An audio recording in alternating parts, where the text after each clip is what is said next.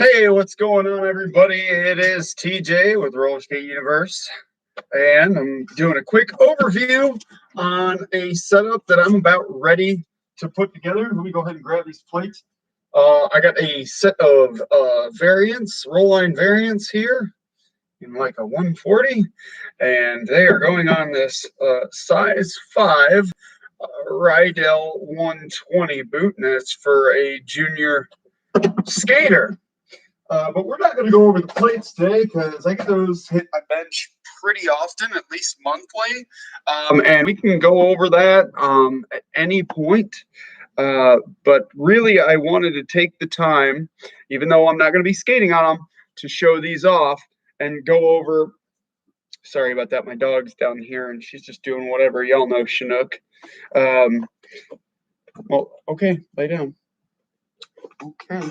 She wants to lay down underneath me, and well, I'm not going to tell her no. Anyways, this is the Riedell 120 boot. Even if I can't skate a lot of the stuff that I have on this channel, I still like to show off the fit, finish, material quality, and everything else about some of the stuff that I build. That way, you as a consumer know everything about it, including but not limited to the stuff that they will not tell you about it in any of the catalogs, or even the stuff that the pro shop owners don't know. So really cool thing about this is that it is not just a glued sole. If you look inside of here, you'll see all these tiny little dots that look like they're black. They're actually silver. But this sole is actually it's colored to look like it's a leather almost, except for the fact that it is very gray instead of like a tan color, kind of like this sole on these. That's my own personal boot, but it's supposed to be simulated leather sole, whatever, but it's plastic. But it is a really stiff sole. Look, I can't really twist that too good, but of course at a longer length I'm sure it'll be easier to twist. But that's pretty good and stiff. But anyways, it is nailed and glued instead of just glued together, which is kind of nice. Let's see, you have this high density foam padding on the tongue to reduce lace bite. So if you lace up really tight, your laces won't dig through there and dig into your foot, which is kind of nice. It also won't press down on the tendons of the top of your foot or your arteries or anything else on the top of your foot and cut your circulation off or cause numbness and tingling in the forefoot or toes, which is kind of nice. You also have a high density foam pad, different foam material that's in here in between the inner and outer. Now the inner on these is a cloth. I believe it's a antimicrobial as well, which is pretty similar to the same kind of cloth that they put on the 851, which wasn't a bad boot either. Stiffness on this is probably about a 20, maybe a 25. Upper, you can still squeeze it pretty good, but as soon as you get down here, it's got some really, really decent stiffness in the counters. But this overall, for a beginner or competitive artistic skater, is a very, very good boot.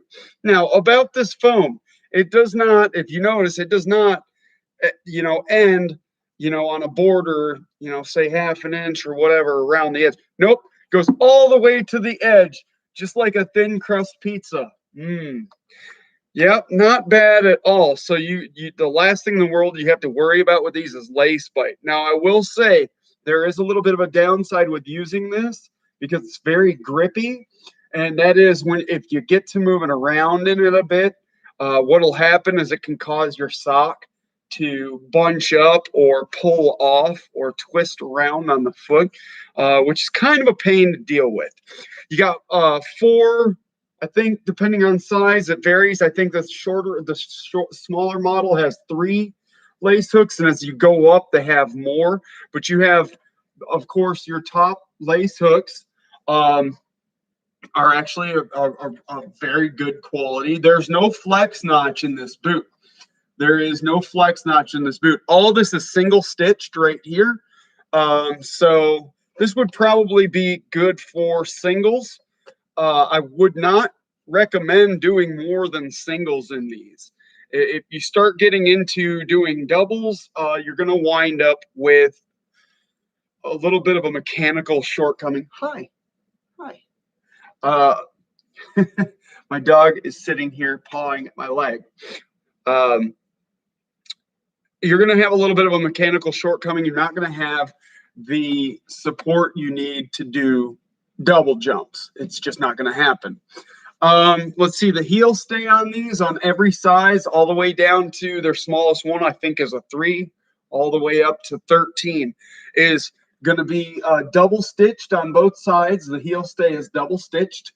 There's also a tape layer in the back, going right up the back. Let's see if you can see this. Sorry about the light, but if you notice, there's this strip right up the back. That way, the center stitch does not dig into the back of the foot or the Achilles tendon, which is kind of nice. It's a good feature. That's single stitched. Overall, really not a bad boot for what it is. I mean, if I was doing entry level or entry level artistic, I would use this. Or if I was maybe a bit older and just didn't need something like a Harlech high test or something like that, you know, I don't need support to do triples and quads. You know, I just need to be able to maybe do singles on a good day. I would recommend this anytime. This, from the looks of it here, and I didn't actually read the spec sheet, I'm going to be honest with you. From the looks of it here, this actually seems to be a real leather, which is quite nice. I really like this inlay here. Playing with the light today is so hard. I'm sorry about that, y'all. Yeah, this little inlay here, I really like that little plasticized jelly inlay. That's cool. Honestly, if you were on a budget or you just didn't want something to, you know, that would kill your foot, I would opt for this. I know people that have ran these boots for, you know, the same one for 2, 3, 4 years, no problem. The only downside is you know, depending on the amount of hours you book on them and what you're doing with them, and if you actually get a set that fits the right way. And once again, skate size is not shoe size. I always tell people when I rent skates out to them, you want them to fit like skates. You do not want them to fit like shoes. So if you come up to my counter and you say you need an 11 because you wear an 11 shoe, chances are I'm going to try to talk you down to a 10 just to make sure your foot's not moving in there. And you don't come up to me at the end of the night saying, yeah, well, I got blisters. Your skates suck.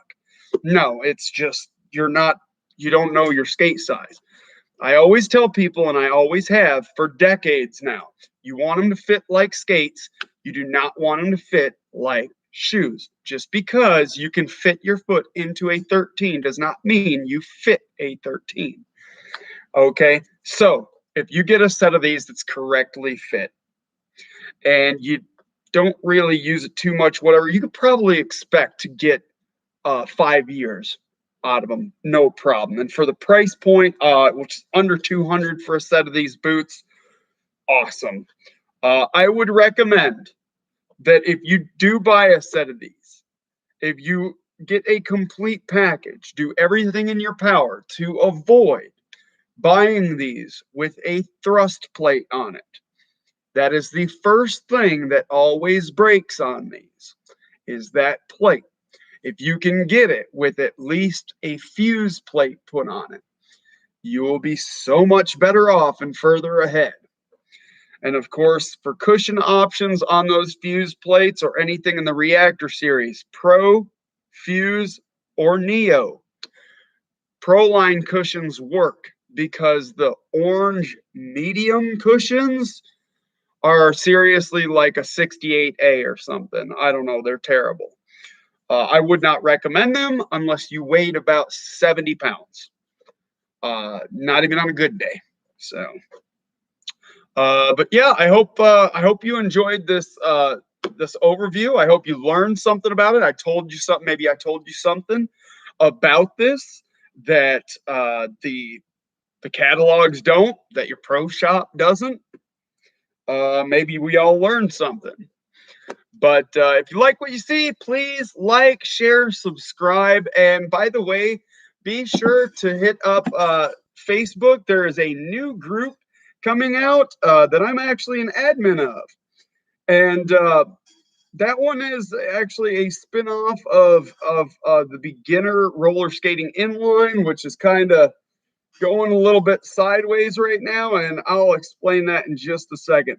But right now, you have beginner roller skating tips, help, and products. That is a new one that just popped up over the last couple of days, last week, and we have some of the most knowledgeable reps in the industry that are headlining that, including myself, that are all on the admin team. And basically, what we're doing is we're eliminating all the drama and everything else that's going on in some of the larger groups, and we're reducing it to just nothing but straight facts. We're out here to help people, and we're really serious about it. So I need your help. If you're on Facebook, I need you to go check this group out right away. Also, don't forget rollerskater.com. That is rollerskater.com, and skatecloseouts.com. Pretty soon I'm going to be doing a video on shout outs where I'm going to be talking about the biggest dealers in the US and what they can offer you. So stay tuned for that. And once again, if you see something you like, don't forget to like, share, subscribe. This is TJ. Happy skating.